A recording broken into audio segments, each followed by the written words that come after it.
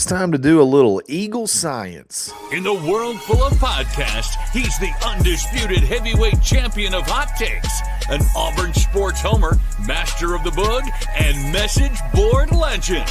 Get your buttons buttoned and your hats flattened because the Top Button Podcast is about to kick off.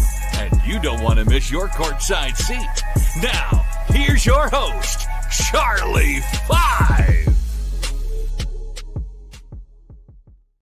So we're back. It's another episode of the Top Button Podcast. I'm your host, Kyle Rush, a.k.a. Charlie Five, and we are ready to get after it. We got another Eagle out there that we're going to discuss, and we're going to play Eagle Science and try to figure out who it is. Because there's a lot of different trains of thought as to who this one could possibly be. And what I'm talking about, Alex Golesh putting out the bat signal. Another Eagle goes out late last night. We're going to break that down. Recruiting still matters. There's some folks, I think they're still scarred from the last coaching staff, and it's okay. It's okay. Recruiting still matters. And then the big news around college football is Brendan Sorsby's done. So we're going to talk about that as well. But let's just jump right into it. Last night, 10:02 p.m. Central Standard Time, Alex Golesh fires off an Eagle. War Dam with one singular Eagle and sends the Auburn world into a frenzy again, as they should. And the fun thing about this is everyone trying to figure out who it is, because there's a lot of folks that it could be, and there's still those random Eagles from that big weekend that still seem to be out there, okay? And what am I talking about when I say that? Let's go run through what all the potential scenarios could be, okay? So we know back that first official visit weekend, the big one, we know Alex Golesh ran off 7 Eagles, okay? And I don't even want to go back through who all of them potentially were, but we feel like we're pretty confident 5 of the 7 are in the class or in the commit class right now. They've committed. They're in the class. So there's still 2 out there.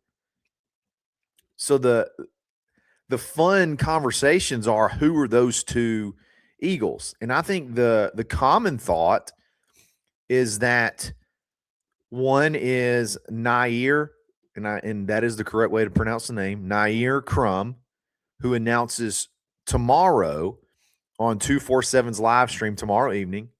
And then the other one was possibly James Pace, who commits on Friday. Auburn feels really good.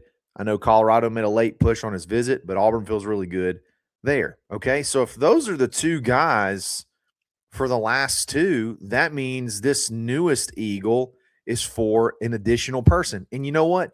It would be for an additional person regardless, even if it was for Nair Crum, who's the most recent commit date that's on, the on deck, because that would mean one of the other 2 is a name we're a little bit unsure of. You still would feel confident about one of those being James Pace. So let's operate under the assumption that the remaining 2 out of the first 7 that started firing down are Nair Crum and James Pace. We're going to lock those in. Feel pretty confident. Again, don't 100% know, but let's just take that, put that in a bucket, and move it off to the side, okay? Then you can kind of start playing the process of elimination. Who's been to Auburn, who's interested in Auburn, and then maybe who has some commit dates that are in the future that you could probably kick out. So let's just start with the most common, everybody getting excited. Oh, it's got to be Carlos May, right? It's Carlos May. It could be, but he seems pretty adamant he's committing on August 11th. Could that be an Eagle that is signifying the commitment on August 11th? I don't think so. Again, I can't back that up with like 100% certainty. I don't think so. So I'm kicking Carlos May out for now. I'm not saying he's not going to be a commit. I'm just saying he's probably not this particular Eagle. I know a common name that a lot of people throw out there is Tay Walden. Some people even think Tay Walden may have been part of the original 7. He's got a commitment date around July 1st. Don't know. I think that's pretty set in stone. I don't know that that's the case. So you probably could maybe boot him out as being the potential commit. Again, I can't say he won't be in the class ever, but just kind of reading through the tea leaves, it's probably not Tay Walden this time. So then you got to start looking at guys that maybe just recently visited or visited, in the recent past that it could potentially be. Who are some of the big guys that it could potentially be? One that's just left a visit, and I don't know that he has a commitment date out there. Junior Tuopo, the safety from Thompson. He's 6'2", 200, and I think he is – I know Auburn loves Chance Gilbert, but as far as just pound for pound, your top safety on the board, he could be one to look at. He could be one that, maybe Auburn flipped at the last minute, because it does feel like Texas has a ton of the momentum. They lead in the Rivals recruiting prediction machine. I think he even said in some of his closing quotes that Texas was either still number one or is number one, or it's going to be hard to beat Texas or whatever. But we've seen that. We've seen Auburn swoop in and flip a guy really quick. And this wouldn't technically be a flip, but you understand what I'm saying. A guy maybe leaning somewhere, and then all of a sudden, boom, it's Auburn. I think Nate Kamba could be that same type situation where he was probably leaning South Carolina. I think even South Carolina folks believed he was leaning South Carolina, and then boom, it's Auburn. So that could be one. Could it be a guy like Chad Willis, the wide receiver who's committed to Cincinnati that Auburn really likes, that, maybe they just put the press on him and they really like him and they're getting him in the class? Could it be a guy like Deshaun Hall from Prattville? Don't necessarily think he has a date on the board. He's been one where he's visited. Auburn has shown interest, but have they really put the full court press on him yet? Could it be that happened over, the last couple of days and they're ready to secure a commitment? Those are the type guys that I'm feeling like this one is going to be. I'm just going through some of the visits that left, uncommitted, that are bigger names. That Chicken Garor. That could be one. He's committed to Texas, though. I doubt they flipped him. Sam Lejeune could be one. If you're moving on from Carlos May, I don't know. He's a little bit undersized. I don't know if he can really truly fill that Carlos May role. There's several names that it could be. I don't necessarily think, I don't think that it's signifying Nair Crum on Wednesday.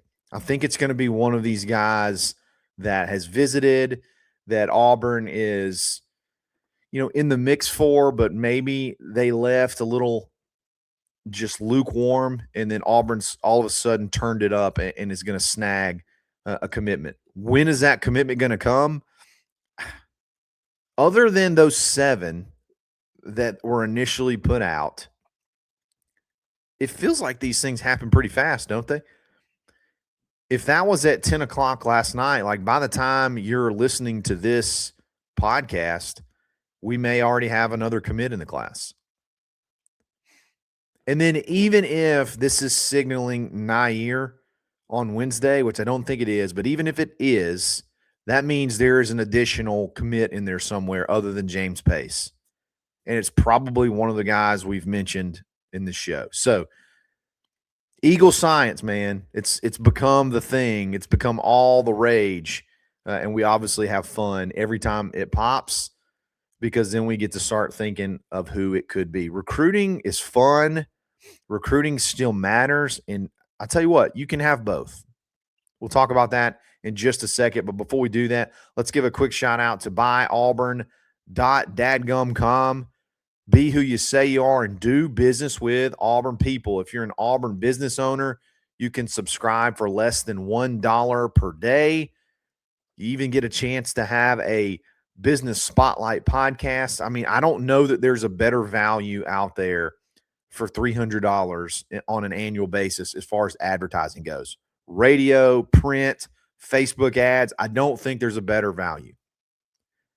Any industry, doesn't matter, all across the country. And then if you're an Auburn fan, start with buyauburn.com. Start your shopping or buying process at buyauburn.com and do business with Auburn people. It's buyauburn.com. And along those same lines, if you need a good realtor in the Auburn, Opelika area, hey, buy Auburn and do business with me, Kyle Rush at kw.com. I got 4 townhomes in Opelika that are ready for you, under $300,000. Comes with a pool in the neighborhood, fenced in backyards, brand new, move in ready, nothing to do, and then we have some awesome financing options as well. So hit me up if you got questions about that. Even have proven game day short-term rental revenue that we could talk to you about. Hit me up, Kyle Rush at kw.com. We'll be back right after this.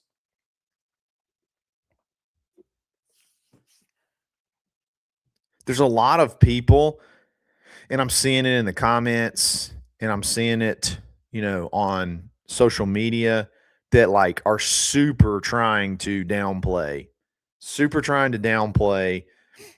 recruiting in general, high school recruiting in general. And to an extent, I get it. Okay. Hey, we just experienced that. We just did this. So it's not that big of a deal. We just did this and we won 5 games. Why are we getting excited until we see it on the field? And yes, you're absolutely right. You got to see it on the field. You got to have the wins on the field for it to truly matter. But just because we as Auburn fans experienced great recruiting with bad results does not mean that is the formula for every coach at Auburn, every team at Auburn, and every team across the country. The great philosopher radio says, I want both. I want both. You got to have both. You got to have both to be able to be successful. You got to bring in elite talent, and then you have to develop them. The numbers may have changed. You may not necessarily have to bring in 25 kids every year. That may not be the roadmap. It may be some years for you. There may be some years where you got the numbers to fill. You maybe have a big senior class leaving, or some seniors plus some juniors that are potentially NFL candidates. You may have some of those options leaving, and you can fill them in with some high school guys. And then there may be some years where, hey, we're a little bit younger, and maybe we only need 15 to 18 guys. Hey, guess what? You're probably going to have some guys leaving the portal too. It happens. It's going to happen. So your total numbers may change, but the need for elite talent has never changed. So one thing I'm looking at about this particular class is not so much we're getting to the point where it's fun to watch it move up the total rankings, but what I'm watching is do the guys being added make sense? Are they doing the things that the elite teams do to build championship rosters? And you don't have to look any further, really, than the trenches. Are we going and getting a whole bunch of defensive backs that we don't necessarily need? Are you going and getting a whole bunch of wide receivers that you may not necessarily need? And so on and so forth, when you're neglecting the most important positions, particularly in the SEC, now the Big Ten, is the trenches, man. Are you neglecting the trenches just to go for the ranking? And they're not doing that.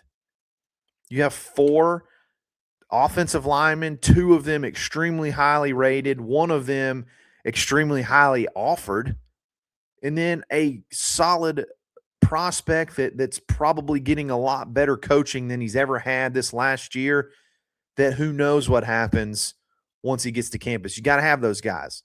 And you're still going after more. Then you switch over to the defensive line in the trenches.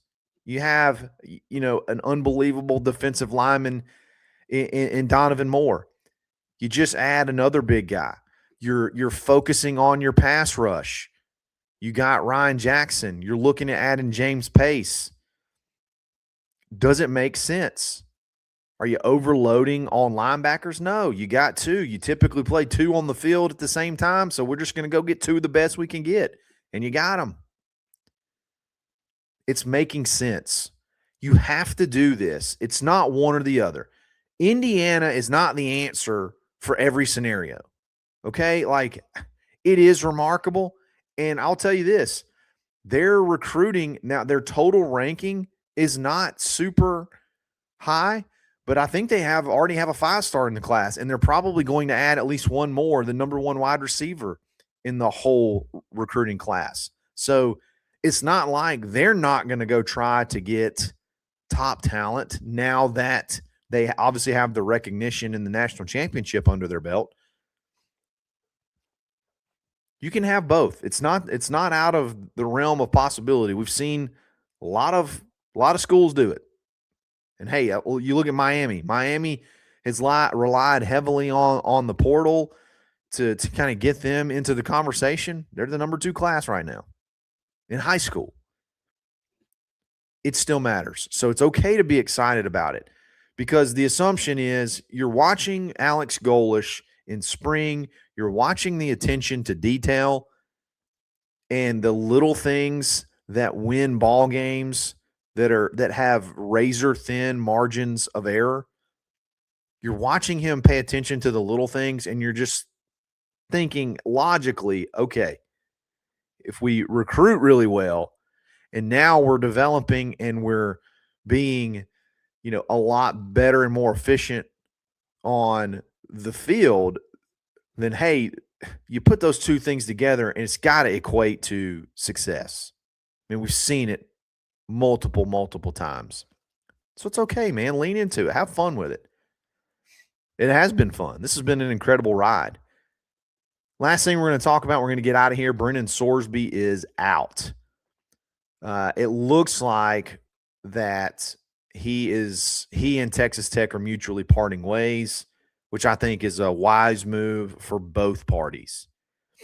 There was a lot of hand-wringing, and honestly, I don't know that Texas Tech expected the backlash that's come from this. Potential, filing the injunction after the NCAA deemed him ineligible, filing the injunction, and then really leaning into the addiction part of it and making it, I'm trying to be sensitive about this, because obviously addiction is real, but there are still consequences, and really leaning into the addiction and pushing the consequences to the side to the point where, a guy that gambled on his own team may only have to sit out 2 games when people have been banned from leagues, Hall of Fames, and all of the above for doing the exact same things. More than likely, so you had NCAA says you're ineligible. Then you had injunction that says he's eligible until there is a court ruling He's only going to miss 2 games. NCAA was going to appeal that. My guess is everybody kind of got word that the appeal was going to go through, and the appeal would have reset it back to him being ineligible, and his clock is ticking on jumping into the NFL supplemental draft. I think it's sometime in July. So you got to have that done. You got to make a decision one way or the other. I think he made the wise decision. He's probably going to have, some obstacles he's going to have to deal with, even at the NFL level, and understandably so, and that'll make him a better person if he comes out on the other end, victorious. So wish him the best. I think this is great for college football, and glad this is finally over. This saga is finally over. The most we've ever talked about Texas Tech, maybe ever. Imagine, though, as a Texas Tech fan, and your season's basically over in June. I saw that the guy that they're looking at to be their starter is also coming off of a knee injury or some kind of surgery, and he's not expected back till game 3. Now, they don't play anybody the first 2 games, but that's the situation we're in. And I know, as an Auburn fan, if we were in that situation, to be like, dadgummit, man, we can't catch a break. I know they just made the playoffs last year, so they can't totally vibe with us.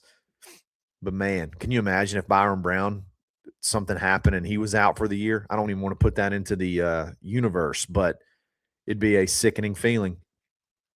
But you know what? You got to do your background. When you bring in these guys, you got to do your background.